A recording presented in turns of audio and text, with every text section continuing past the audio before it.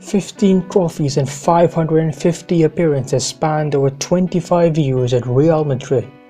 Jose Maria Gutierrez Hernandez, who was more commonly known to us football fans as Guti, was a loyal servant to Real Madrid. Yet when asked about him, we see quite conflicting opinions. Some loved him, while others thought he was a bad egg, who only showed glimpses of what he was truly capable of. Both opinions had some weight to it. The reality about Guti was that he was never given time to shine. His versatility meant that he could be put in any role from midfield forward and he would do a job for you. This can be seen how his career went. He was a midfielder who was brought in to fill in Clarence Seedorf's shoes. He was doing really well for a youngster breaking in, but his development took a massive hit when Real Madrid signed Zinedine Zidane. He was in and out of the side, but when Real Madrid fell short of strikers, his role was changed. He was made an auxiliary striker. He did well there, he scored 14 goals that season. Then Real Madrid signed Ronaldo, so he was moved back into his original midfield position. He started settling there, but then Real Madrid decided to spend big again, this time bringing in David Beckham. Guti was never allowed to make one position his own. Big money stars came and went, but Guti stayed. Whenever there was a problem, Guti was called upon. His no-look passes, his unconventional style of play led to Ronaldo calling him the finest talent at Real Madrid.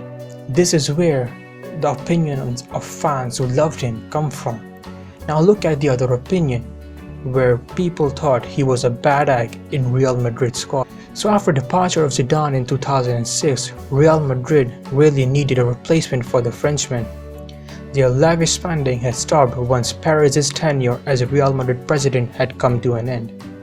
So finally, after 11 years from his debut, Guti was seen as the go-to guy. In a game against Deportivo, he was brought on off the bench when Real Madrid were trailing 1-0 at home. He assisted twice and Real Madrid ran out 3-1 winners. But this starting role was short-lived. Guti wasn't seen as the go-to guy by Fabio Capello. He thought he wasn't disciplined enough. He thought he was quite arrogant off the pitch, which could be seen in his style of football. The fans started to think that he was quite spoiled, and a tantrum that he threw in a league game against Sevilla where he spat in an opponent's face didn't help his case. Along with that, his outburst against big-name players like David Beckham baffled a lot of fans. He once complained as to why the pre-game coverage was focused around Becks and not him.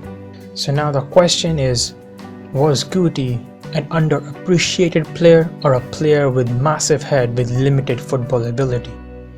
Well, he certainly wasn't the latter. He definitely had a lot of talent in him, which led to Real Madrid fans loving him. You can say that his attitude off the field stopped him from becoming the player he could have truly been. Guti ended his stay in 2010 with Real Madrid when he joined Beşiktaş in Turkey. His 25-year stay in Madrid was very unique. It was very special, not as special as a lot of people had hoped, but it was special nonetheless.